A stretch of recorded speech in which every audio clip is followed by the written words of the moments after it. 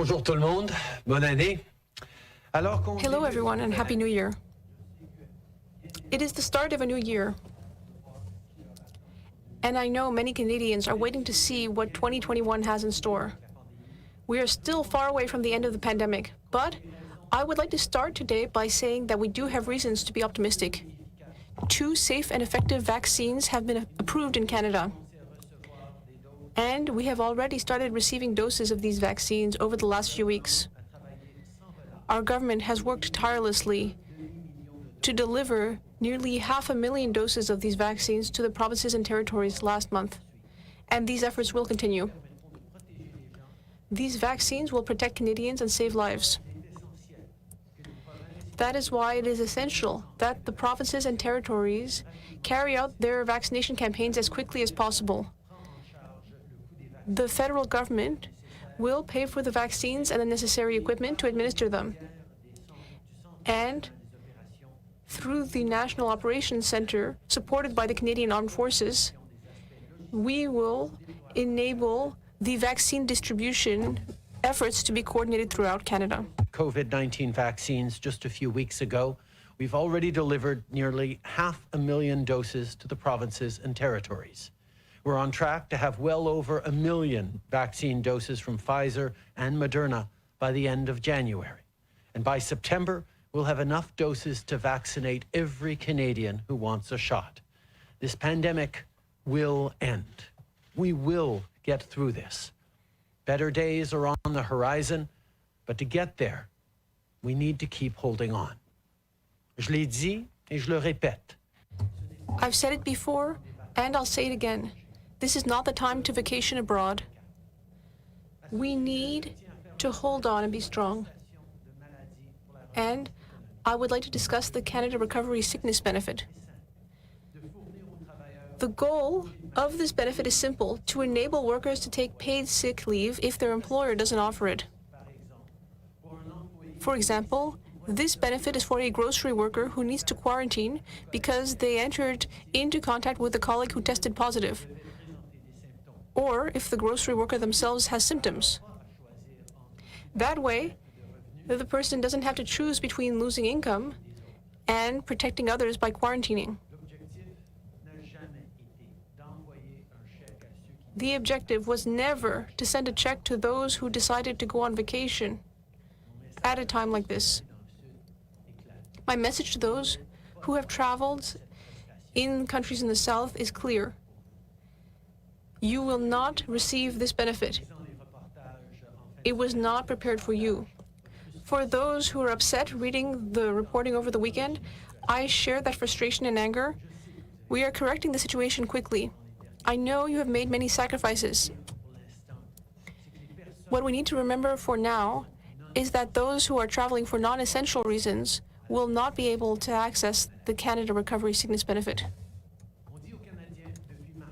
Since March, we have been telling Canadians to avoid all non-essential travel, and we are continuing to repeat that message. There is also a mandatory quarantine for all those who return to Canada without exception, with very severe legal restrictions if the quarantine is violated. The checks and measures that we have placed at the border since March are some of the strictest in the world. That's important in order to protect our loved ones, health workers, and to ensure that our hospitals not be overwhelmed. It's long had some of the strongest travel measures in the world. Since March, these rules have helped save lives. As new strains of COVID-19 emerge, as cases skyrocket in countless countries, this is the time to double down on keeping you and your family safe. Starting Thursday, to be eligible to return to Canada, travelers must have a negative COVID-19 test before boarding their flight. This is in addition to the long-standing mandatory 2-week quarantine once people arrive. Officials are reviewing travelers' isolation plans, and if the plan is not up to par, the travelers will have to quarantine in a federal facility. Earlier today, I also spoke with President Ramaphosa of South Africa, including about our work together on fighting COVID-19 and the global response to this pandemic. Canada and South Africa have long worked as partners to keep our citizens safe and build a healthier, brighter future for everyone. As we face this pandemic, we will continue to stand together. This includes on fighting the virus and on ensuring that no one gets left behind as we rebuild. On public health in particular, Canada is taking the steps needed to protect Canadians and stop the spread of COVID-19. We've put in place additional screening and enhanced measures to respond to new challenges wherever they occur around the world. We've been very clear. No one should be vacationing abroad right now. But if you still decide to travel at your own risk, you will need to show a negative COVID-19 test before you return, and you must self-isolate for 2 weeks when you get back. You need to take this seriously. Not following the rules could mean real consequences, including fines and prison time. Let me also be very clear about the Canada Recovery Sickness Benefit. It is not intended for travelers who are quarantining when they return from holiday. This program was created to give people sick leave if they needed it and otherwise wouldn't have one from their employer. It's not there to pay for someone's post-vacation quarantine. We'll have more details soon, but anyone who traveled for non-essential reasons will not be able to access the sickness benefit. So many people gave up so much more than just a vacation over the holidays. There's a reason so many Canadians made those tough but responsible decisions. There's a reason so many Canadians did their part. It was for the people around them, for the senior that is better protected, for the frontline worker who's safer on the job, for the small business owner who could look with more confidence to reopening. We can't let the sacrifices we've made over the holidays and over the last 10 months go to waste. This afternoon, I'll be speaking with local business owners in BC and PEI who are working hard to keep employees on the payroll. Later, I'll also have a chance to drop in on a virtual classroom with students in Edmonton. As a former teacher, these classroom meetings are among my favorites. Our kids are doing an incredible job of not just adapting, but also looking out for each other. So to all the kids doing virtual school this year, and with a lot of you starting up this week, you're doing great. Keep it up. And remember, even as you're trying to figure out how to get virtual school going, this is tough for your parents too. So maybe give them an extra hug at the end of the day and, maybe for once do the dishes without being prompted or asked to it. We're all in this together, and the more we can all help each other out, the better we're going to make it through this. Right across the country, people of every age are doing their part. Now is not the time to give up. With rising cases, many provinces that have already made tough decisions will have to continue doing so, whether with local restrictions or province-wide shutdowns. It's not easy, but it is necessary. Our government will be there as a partner for all orders of government as they make the right choices to keep people safe. Working together is what will get us through this crisis, because we're not out of the woods yet. On New Year's Eve, there were over 8,400 new COVID-19 cases reported in Canada. And the day before, there had been almost 7,500 cases. These aren't just numbers. Hundreds of families are grieving someone they lost over the holidays. Thousands more are worried about a loved one in hospital. Countless paramedics, nurses, and doctors are struggling to keep up with new patient after new patient. That's what's at stake here. That's why your choices matter. En portant un masque, en gardant vos distances. By wearing a mask, physical distancing, and avoiding social gatherings, you are keeping yourself and others safe. By using the COVID Alert application, you can contribute to slowing the spread of the illness. For example, last Thursday, hundreds of people entered their unique code into the application after receiving a positive test result. That simple action will help prevent hundreds of other people from catching the virus. The struggle against COVID-19 is something we need to do as a team, and we will get through this pandemic. Over the last few weeks, our government has provided additional support to the communities that needed it.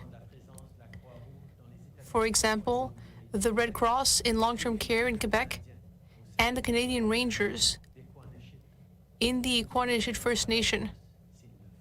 And we are ready to do more if necessary. Especially in Ontario, long-term care homes are facing extremely concerning outbreaks of COVID-19. This is unacceptable. Our elders, our parents and grandparents built this country. They raised us, and they deserve the very best possible care. We've already lost too many elders in long-term care. The tragedies of the spring must not be repeated. So as we have been since March, our government is here to support provinces in getting the situation under control in their jurisdictions. Already, we've been in touch with the Government of Ontario and stand ready to provide additional targeted help. Today, just like when we first deployed the armed forces and the Red Cross during the first wave, our top priority is keeping people safe. I'll be bringing up long-term care homes with all premiers on Thursday at our First Minister's meeting, as well as shared work on vaccine distribution and measures on borders and travel. We're all in this fight together, and our government will always be here to do our part. An armed forces deployment, boosting testing, isolation measures, this can be the difference between local outbreaks becoming a crisis or becoming under control. I think of when the Shamattawa First Nation in Manitoba requested emergency support to respond to the COVID-19 outbreak in their community over the past weeks. The federal government deployed the Canadian Armed Forces, who worked side by side with the community on testing, contact tracing, and isolation capacity. And today, cases are a fraction of where they were, and the community continues to work hard to stop the spread of the virus. À tous les gens qui travaillent sur le terrain. To all those working hard on the ground, whether in the Canadian Armed Forces or the Red Cross, in a hospital or community organization, thank you. You are doing incredible work. We will continue to be there for you. In the weeks and months to come, our government will continue to help those who need it. 2021 will be better than 2020, I promise. But it will still be difficult. Together, we will get through it. Happy New Year. Everyone, to all of us. Thank you, Prime Minister. Merci, Monsieur le Premier ministre. On va commencer la période de questions aujourd'hui avec le téléphone avec une question, une sous-question. Opérateur, c'est à vous. Thank you. Merci. Première question, Louis Blouin, Radio-Canada. À vous. Bonjour, M. Trudeau. Bonne année. Question. Happy New Year. A poll this morning showed that 48% of Canadians visited family outside their town over the holidays. Cases are rising. Now, Quebec has considered harsher lockdown measures, even a curfew. Do you believe that this is the right time for that? And even some kind of circuit breaker? Answer. Throughout this pandemic, we have supported the provinces in the difficult choices they must make, and we will continue to do so. I know that that's not what people want to hear. The fact that we're going to have to keep following the rules and undergoing stricter lockdowns in different parts of the country. But since we are at the beginning of the end now with the vaccine coming, this is the time when we need to work harder, be very careful, and recognize that even though cases are continually increasing, we will be able to get through this pandemic if we do the right thing. The federal government will be there to support the provinces as we have been doing since the beginning. En sous-question, Monsieur Blouin.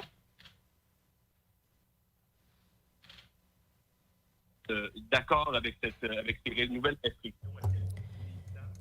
Question. When it comes to the Emergencies Act, my question is whether the federal government is considering national measures.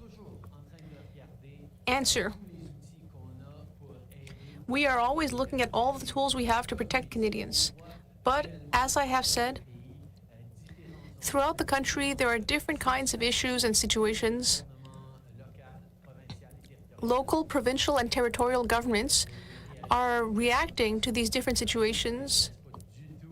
They're doing the right thing, and I'm not at all interested in imposing the Federal Emergencies